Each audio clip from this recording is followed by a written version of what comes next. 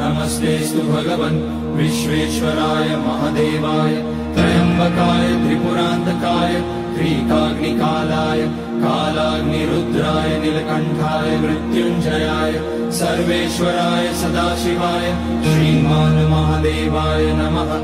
ॐ नमः शम्भवाय च मयोपवाय च नमः शङ्कराय च मयस्कराय च नमः शिवाय च शिवतराय च।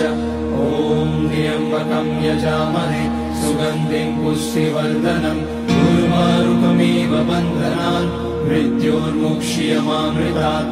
नागेन्द्रहाराय त्रिलोचनाय भस्माकराय महेश्वराय नित्याय शुद्धाय दिगम्बराय तस्मै नकाराय नमः शिवाय।